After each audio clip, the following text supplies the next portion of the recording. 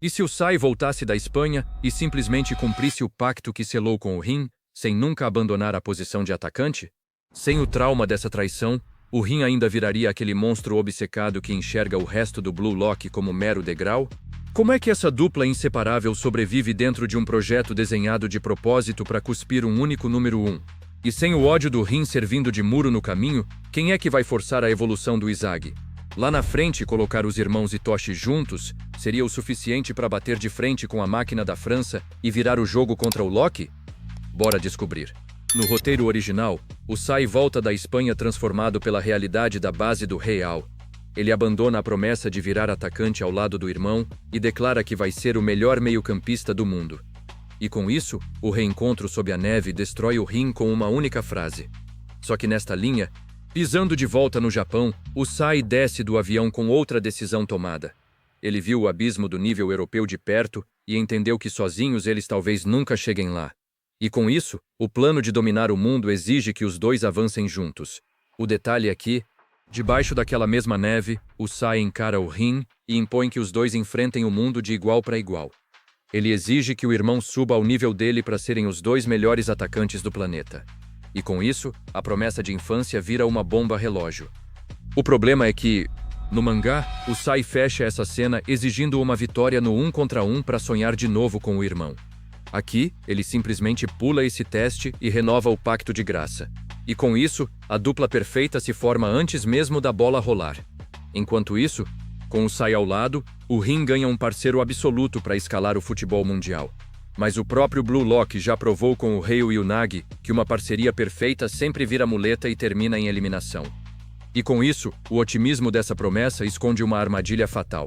Avançando para a convocação, recebendo a carta do projeto, o Sai precisa voltar a se declarar atacante para entrar no Blue Lock. A promessa de infância vira um contrato assinado diante do ego, e com isso, ele condiciona a própria participação à inclusão imediata do Rin no mesmo pacote. E aí vem a dúvida. Por que o ego aceitaria abrir uma exceção dupla para puxar o Sai da Espanha e adiantar a entrada do Rin? Simples, ter o maior talento da geração japonesa no projeto justifica quebrar qualquer regra. E com isso, o sistema engole a exigência dos irmãos sem piscar. Chegando no dia da apresentação, os irmãos cruzam as portas da instalação lado a lado logo no primeiro dia. Eles passam no meio da multidão de 300 garotos e esbarram num ainda invisível Izagi. E com isso, a maior ameaça do Japão entra no jogo como uma fortaleza impenetrável. A partir daqui, sem a traição na neve, o Rin nunca declara que o resto do Blue Lock é um mero degrau. Aquele monstro movido a ódio puro simplesmente não nasce nesta linha. E com isso, o atacante genial entra nas seleções como um soldado leal ao próprio sangue. Avançando para a primeira fase, acelerando a primeira seleção, tudo corre quase igual. O Izagi sobrevive no Time Z e desperta sua percepção espacial. Só que na segunda seleção, a história muda de figura. E com isso, a dupla chega na fase de eliminação, atropelando tudo, avançando para a formação de trios. Com o Sai ao lado, as fases iniciais caem como dominós. O teste de 100 gols e o 2 contra 2 são esmagados sem suor. Lembra que o ego exige criar reações químicas com desconhecidos para forçar a evolução? Pois é. E com isso, os irmãos usam a sintonia de berço para simplesmente fraudar o sistema. Daqui em diante, o choque inevitável acontece na batalha de 3 contra 3. O time do Izagi bate de frente com a fortaleza dos irmãos. Para fechar a equipe, o Sai simplesmente descarta o Tokimitsu e mantém apenas o Ario. E com isso, o terceiro melhor jogador do ranking vira peso morto na seleção. Quando o apito soa, em campo, a sincronia impossível dos irmãos esmaga o Izagi. Na história original, esse jogo terminou 5-2 para o time vermelho. Nesta linha, a dupla não cede 1 milímetro e oblitera o placar por 5-1. E com isso, o time branco engole um massacre absoluto. Só que no meio da surra, escudado pelo irmão, o Rin joga apenas para acompanhar o ritmo perfeito do Sai. Na história original, foi aqui que ele começou a forjar aquela leitura solitária de campo, que viraria o controle de marionetes. Só que agora ele não precisa dominar os adversários sozinho. E com isso, a dependência impede o nascimento da arma mais letal do Rin. Enquanto isso, o Izagi sai do gramado esmagado. Só que os olhos e a alma dele são totalmente capturados pela beleza daquela fortaleza impenetrável. Ele fica hipnotizado pela sintonia perfeita dos dois. e com isso, nasce a obsessão do protagonista em destruir esse ego compartilhado. Voltando aos resultados, os irmãos vencem e recrutam o Bashira, exatamente como na história original. O Nagi e o Izagi ficam para trás na lama. A dupla perfeita segue atropelando o resto do projeto sem olhar para os lados. E com isso, o Rin cruza o Blue Lock inteiro sem jogar um único minuto sozinho. Avançando para a peneira, na terceira seleção, o teste para os titulares vira um passeio. Eles atropelam os melhores do Blue Lock sem suar a camisa. Sem perder tempo, o Ego crava os dois direto no 11 inicial que vai enfrentar a seleção japonesa sub-20. E com isso, a armadilha invisível da dependência chega intacta ao primeiro jogo oficial. O cenário muda para... O campo agora é o estádio lotado. Os irmãos vestem a mesma camisa para salvar o projeto da extinção. O público acha que vai ver o ataque definitivo do Japão, sem fazer ideia da bomba-relógio que existe ali. E com isso, o teste de fogo da promessa de infância finalmente vai começar. Avançando para o apito inicial, no jogo contra a seleção sub-20, o Sai veste a camisa do projeto. Na história original, ele jogava pelo outro lado e o Blue Lock suou sangue num 4-3. Aqui, os irmãos destroem a defesa adversária juntos. E com isso, o placar final marca um massacre de 5-1. Enquanto isso, o Shido continua no time titular, mas perde o holofote. Sem o convite do Sai para a seleção rival, ele até marca, mas some no show dos irmãos. Lá na frente, acaba despachado sozinho para uma liga menor. E com isso, o predador vira uma nota de rodapé na goleada. Voltando ao campo, o apito final soa e o Sai sai do gramado com a certeza de que a dupla é perfeita. No mangá, ele sofre uma derrota amarga e elogia o Japão. Aqui, o gênio não leva nenhum choque de humildade, e com isso, o ponto cego da dependência cria raízes na mente dos irmãos. Só que, o Izagi também deixa o dele na goleada. O problema é como isso acontece. No original, o gol nasce da leitura genial do duelo entre Rin e Sai. Aqui, é um lance genérico num jogo já resolvido. E com isso, a percepção espacial do protagonista perde o brilho de decidir tudo sozinho. E o pior, faltando essa leitura de mestre, o Izagi nunca aposta no transe do Rin. No mangá, a rivalidade entre os dois nasce exatamente desse reconhecimento mútuo. Aqui, a vitória é tão fácil que eles mal trocam olhares no vestiário. E com isso, a faísca que forçaria o Rin a crescer sozinho nunca acende. Nos bastidores, a mídia entra em êxtase e o projeto sobrevive. Mas a goleada vai contra a regra de ouro do ego. Lembra da promessa de criar um único atacante supremo? O diretor percebe que a narrativa foi engolida pela dupla, e com isso, a euforia pública mascara o incômodo sombrio do criador do Blue Lock. Daqui em diante, os fãs idolatram os irmãos como o ataque definitivo do Japão. É a exata mesma armadilha que engoliu o Nagi e o Reo lá na frente. Eles vencem juntos, mas param de evoluir sozinhos. E com isso, a muleta invisível do Rin passa totalmente despercebida na festa da vitória. Até que, segurando o troféu, a dupla acredita que o mundo inteiro vai se curvar para essa sintonia. O campo protegido do Japão cria a ilusão de que o sistema sempre vai tolerar os dois no topo. E com isso, o Rin respira aliviado, ignorando que a guilhotina do mercado mundial já está armada. Tudo segue igual até. Com o troféu nas mãos, a rivalidade sangrenta nunca nasce. Os irmãos vencem juntos e dominam o projeto. Ou é o que você pensaria? O ego convoca os sobreviventes e joga a Neo Egoist League na mesa. E com isso, o campo de testes protegido do Japão acaba para sempre. Daqui em diante, sob os telões, o diretor revela o brutal sistema de leilões. Na régua da obra, clubes europeus oferecem até 50 milhões por artilheiros solitários. O mercado precifica indivíduos friamente, ignorando sentimentos fraternos. E com isso, o sistema financeiro vira o vilão invisível desta linha. O problema é que, com as regras na mesa, a promessa deles vira uma anomalia. É a mesma armadilha que vai afundar o Nagi mais tarde no mangá. O mercado pune severamente quem depende de um parceiro para jogar, e com isso, a muleta invisível do Rin começa a pesar em euros. Enquanto isso, sem o ódio como motor, o Rin continua marcando gols apenas com os passes do Sai. Só que o sistema do ego foi desenhado exatamente para quebrar dependências. A liga quer cuspir um único número 1 incontestável, e com isso, a máquina europeia se prepara para separar os irmãos cirurgicamente. Até que, no meio dessa pressão, o primeiro carrasco a usar o sistema contra eles entra em cena. O Izagi entende que o mercado não perdoa alianças cegas. Ele decide operar essa guilhotina financeira com as próprias mãos. E com isso, o palco está montado para o Izagi quebrar essa dupla ao meio. Avançando, logo na primeira rodada da liga, o Sai entra em campo emprestado pelo Real ao Paris Saint-Germain. A dupla bate de frente com o Bastard München do Izagi. E com isso, a bolha de proteção do Japão estoura para sempre. Avançando para o apito inicial, com o Sai ao lado, o Rin usa sua precisão de chute e movimentação genial. O problema é que ele subordina tudo à sincronia com o irmão mais velho. E com isso, o monstro egoísta do mangá nunca nasce nesta linha. Do outro lado do campo, lendo o gramado inteiro, o Izagi desperta a sua famosa metavisão. Lembra que o Noah confirmou que essa habilidade espelha a visão do próprio ego? O garoto enxerga o sentimento de protagonista de cada jogador. E com isso, o ego compartilhado vira um alvo gigante no campo. Avançando no relógio, dominando o jogo, o Izagi manipula o fluxo da partida inteira.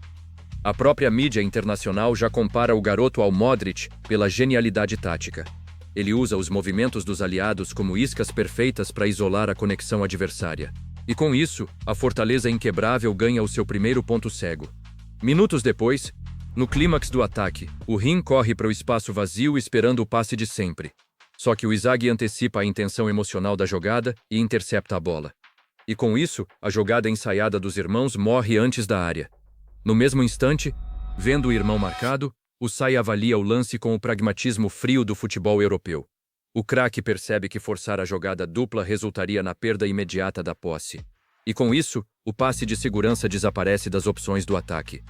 No segundo seguinte, ignorando o passe combinado, o Sai resolve o lance por conta própria. Usando a mesma técnica cirúrgica de finalização que o forjou no Real, ele chuta direto. A bola estufa a rede sem precisar da ajuda de ninguém. E com isso, a linha invisível entre os irmãos é cortada na marra. Enquanto isso, vendo a bola entrar, o choque paralisa o rosto do Rin. Na história original, ele entrava num transe destrutivo para aniquilar o Izagi. Aqui, ele apenas trava no gramado por ter sido deixado para trás. E com isso, a ilusão da dupla eterna sofre uma fratura irreversível. Longe da bola, observando o estrago, o Izagi sorri totalmente satisfeito.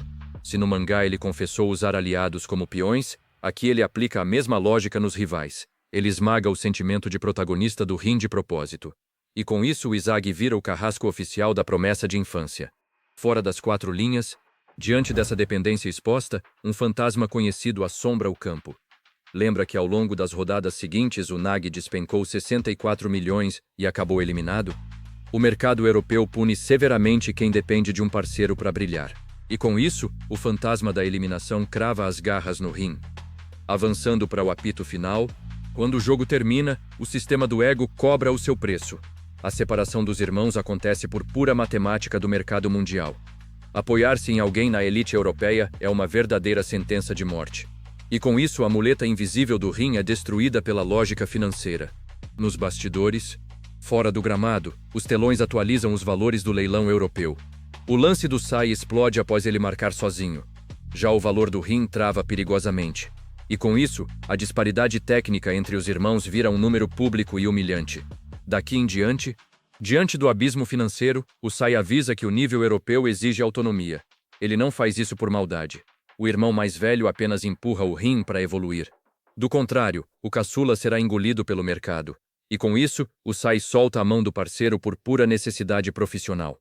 Enquanto isso, precisando provar seu valor, o Rin tenta acessar o estado de flow. Lembra que na infância ele já quebrava os próprios brinquedos? O instinto destrutivo sempre esteve adormecido nas profundezas da mente dele. E com isso, o monstro interno tenta acordar para salvar a pele do atacante. O problema é que, sem um inimigo mortal, a mecânica do transe simplesmente falha. O instinto assassino do Rin exige um alvo hostil para ativar o olho de predador. Sem fixar a atenção num oponente, a concentração dele desabar. E com isso, o motor do estado destrutivo gira no vazio e não liga. E para piorar, tentando forçar o despertar, o Rin procura um substituto. Na história original, ele arriscava a vida para esmagar o Sai. Só que aqui, o irmão é o maior aliado em campo. O Izagi ainda não ocupa o posto de alvo definitivo. E com isso, a aliança bloqueia o único gatilho de evolução do Rin. Ao mesmo tempo, vendo o rival travado, o Izagi dispara sem freio. O protagonista usa outras paredes como o Kaiser, para escalar o próprio nível. O valor do Izagi ultrapassa o do Rin nos leilões da liga. E com isso, o garoto cimenta seu lugar no topo absoluto da cadeia alimentar. Nos bastidores do evento, olhando o ranking final, o cenário espelha a história original. Lembra que o Nagi foi cortado da liga mesmo marcando gol? O Nagi caiu por precisar de um passador. O Rin despenca por precisar de um inimigo. E com isso, o mercado pune a dependência com a mesma foice. Até que, no fim da liga, o Rin percebe que não sabe jogar sozinho. A promessa de infância vira uma âncora pesada. A lealdade ao irmão afunda o talento individual que o mundo exige. E com isso, o sonho de estarem juntos vira o maior obstáculo do atacante. Avançando para o palco mundial, na Copa do Mundo Sub-20, o Japão bate a Nigéria por 4-0. Com o Sai ao lado, o próximo desafio é justamente a temida França. E com isso, o teste definitivo contra a elite mundial finalmente começa.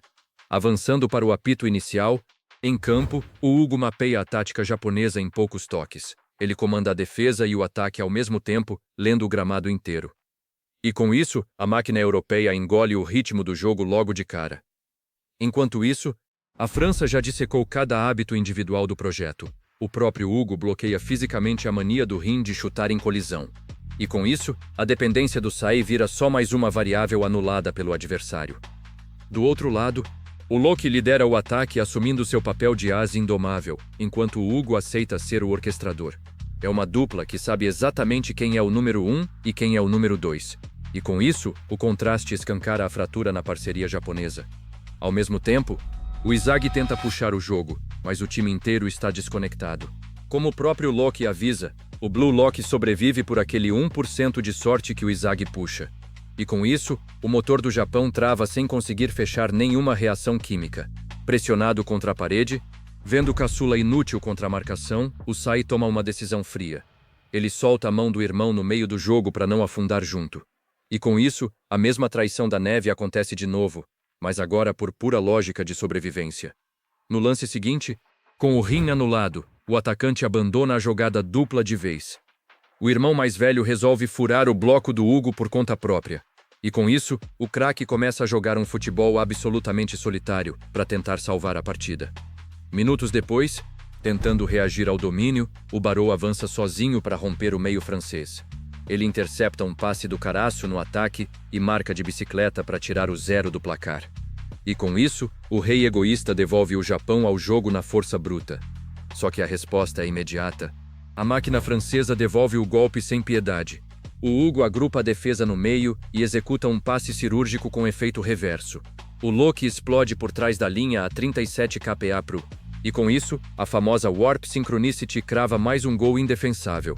Desesperado, o Sai brilha na base da técnica pura e marca 2 gols sozinho na segunda etapa.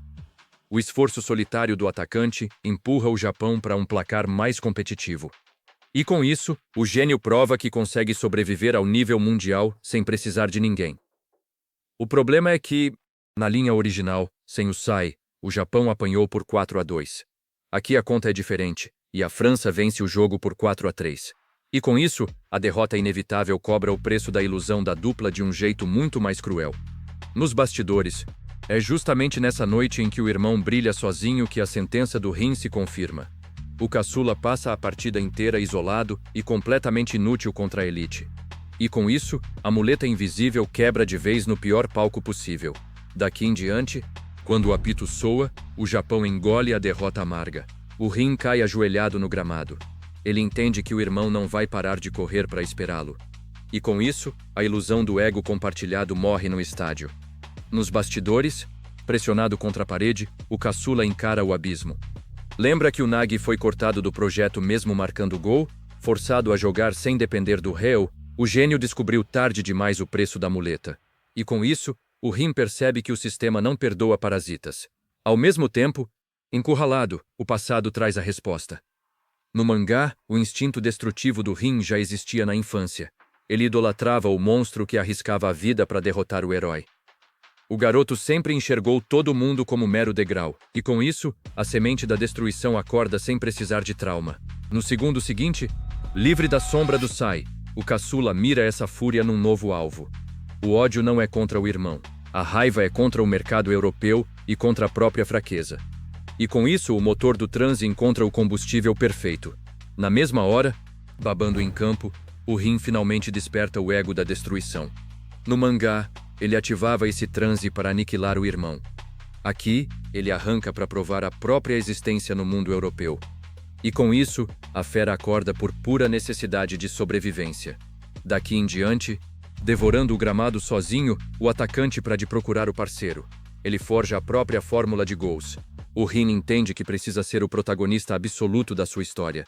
E com isso, a tese brutal do ego se prova inquebrável.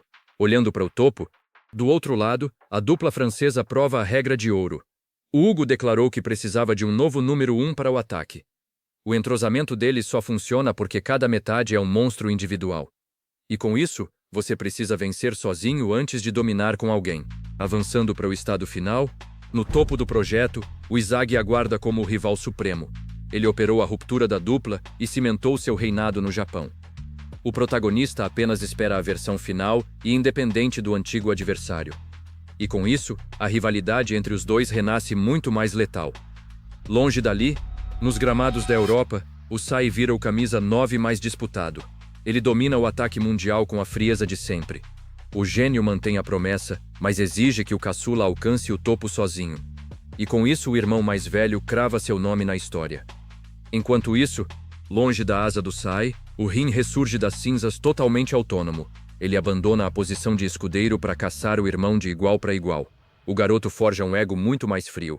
E com isso, a dependência infantil dá lugar a um predador absoluto. Fechando a linha do tempo, nesta nova linha, o projeto atinge a sua forma mais letal. Os três rivais dividem o topo do mundo como forças da natureza. O caçula finalmente entende o peso da promessa de infância. E com isso, o monstro nasce não para destruir o irmão, mas para merecer o mundo ao lado dele.